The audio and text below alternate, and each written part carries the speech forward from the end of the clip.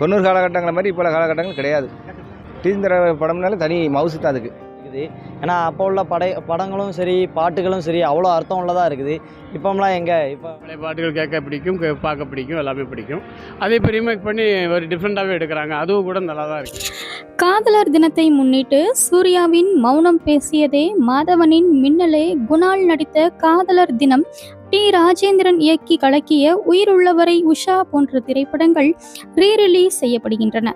இந்த படங்களில் உங்களுக்கு பிடித்த காட்சிகள் அல்லது பாடலை பற்றி சொல்லுங்கள் என்ற கேள்விக்கு தென்காசி மாவட்ட மக்கள் பல்வேறு கருத்துக்களை தெரிவித்துள்ளார்கள்.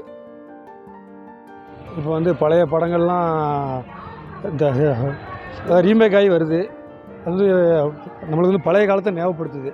பழைய இளமை காலங்களை அது நம்மளுக்கு முன்னாடி கண் முன்னாடி கொண்டு வந்து காமிக்கி, அது எங்கள் காலத்தில் உள்ள படங்கள்லாம் திரும்ப வரது எங்களுக்கு ரொம்ப அது நினச்சி பார்க்க ரொம்ப ஆனந்தமாகவும் ரொம்ப இதாகவும் இருக்குது. நல்லா சந்தோஷமாக இருக்குது, மனதுக்கு சந்தோஷமாக இருக்குது.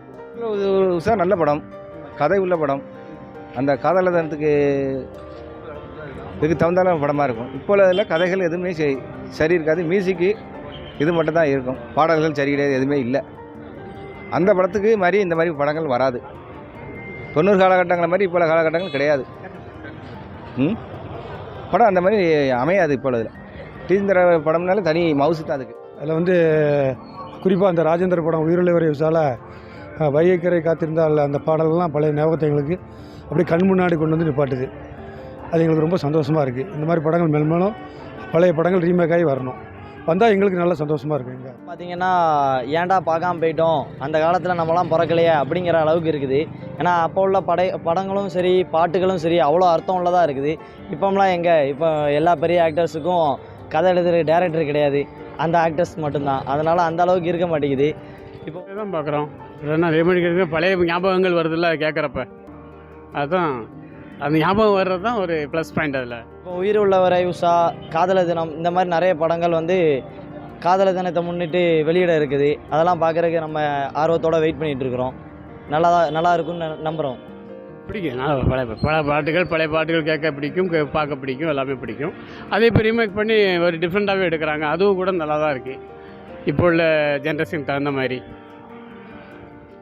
இப்போ உள்ள படங்கள் அந்த அளவுக்கு இதாகலை. ஆனால் படங்கள் பார்க்கலாம். பாட்டுகள் இப்போ ரீமேக் செய்யப்பட்டதுனால ஓரளவுக்கு மியூசிக் கொஞ்சம் நல்லாயிருக்கும். உதாரணத்தில் மியூசிக்கை விட இப்போ எக்ஸ்ட்ரா மியூசிக் கொடுத்து அழகாக இருக்கும், படங்கள் நல்லாயிருக்கும். அதுலேயும் இப்போ பாஷா வந்துச்சுல, படையப்பெல்லாம் ரீமேக் எடுத்தாங்க. படையப்பெல்லாம் அருமையான இது பிரிண்ட், இப்போ போட்டுக்க பிரிண்டு, அதனால் பார்க்கலாம். அதில் இப்போ இருக்க பேக்ரவுண்ட்லாம் அருமையாக கொடுத்துருக்காங்க. அதனால் படம் அருமையாக தான் இருக்குது. சில படங்களில் டைரக்டர்லேருந்து எல்லாமே கதைகளை சொதப்பி தான் கொண்டாடுறாங்க. அவ்வளோ படங்கள் நல்லா இல்லை. தேட்டர்களில் வாரம் தெரிய மாட்டேங்குது, போகிறதும் தெரிய மாட்டேங்குது. அப்போ உள்ள படங்கள் செஞ்சுரி அடிக்கும். 50 நாள் 60 நாள் நல்ல மாதிரிலாம் பாடல்கள் நல்லாயிருக்கும். கதைகளும் நல்லா தெளிவாக, வசனம் நல்லா, உச்சரிப்பு நல்லாயிருக்கும். இப்போ வசனங்கள் உச்சரிப்புலாம் இல்லை.